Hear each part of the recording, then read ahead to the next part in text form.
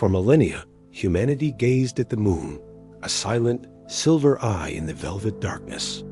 But on one sweltering July day in 1969, we weren't just looking, we were going. This wasn't a journey of pure discovery. It was a battle cry in the Cold War, a high-stakes gamble where failure meant more than just a lost mission. It meant humiliation on a global stage. The pressure was immense, the risks unimaginable. What if the engines failed? What if they were lost to the void forever? The world held its breath, unaware of how close we were to a catastrophe. The morning of the launch felt electric. 3 men, Neil Armstrong, Buzz Aldrin, and Michael Collins, strapped themselves to the top of the most powerful rocket ever built. They carried the hopes, fears, and dreams of every person on Earth.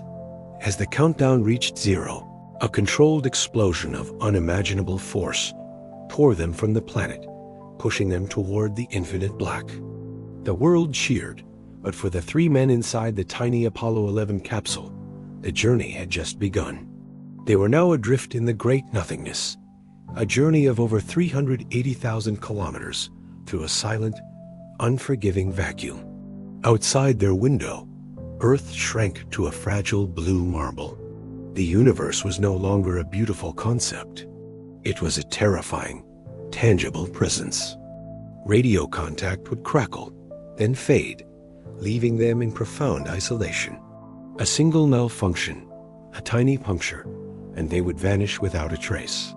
The psychological strain was immense, 3 souls suspended between worlds, utterly alone in the dark. The thin metal walls of their ship were the only thing separating them from instant, silent death. As they approached the moon, the true danger began. The lunar module, the Eagle, separated and began its descent. Suddenly, alarms shrieked through the cockpit. 1202, 1201. The guidance computer was overloaded, screaming for an abort. With only minutes of fuel left, Armstrong made a heart-stopping decision. He took manual control, his heart rate spiking to 150 beats per minute. He was flying a multi-billion-dollar machine by hand, searching for a safe landing spot among craters and boulders, with the fuel gauge plummeting toward empty. The world listened to the static, hearing only strained voices, counting down the final seconds of fuel. 30 seconds left, then silence, followed by 3 words that changed history. The Eagle has landed. But the silence that followed was the most profound of all. The silence before the hatch opened. The silence as Neil Armstrong descended the ladder, his every move watched by 650 million people. He stood on the final rung, a solitary figure against an alien landscape. Then he stepped off.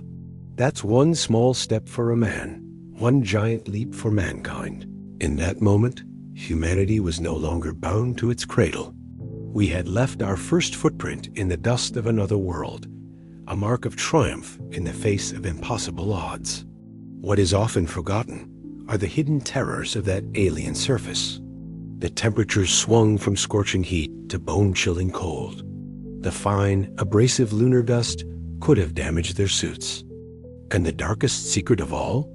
President Nixon had a speech prepared, ready to be delivered to the world. It was a eulogy, written in case Armstrong and Aldrin were stranded, left to die on the moon while the world watched them slowly fade away. It was a stark reminder that this mission was balanced on a knife's edge, a breath away from becoming the greatest tragedy in human history. The astronauts returned as heroes, but the moon remains, watching us still, a silent keeper of our boldest dream and darkest fears. That landing didn't just change history.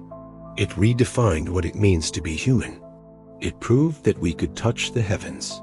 But as we look to the stars now, to Mars and beyond, the question remains, when we next venture into the great, silent dark, will we be as lucky? Thanks for watching.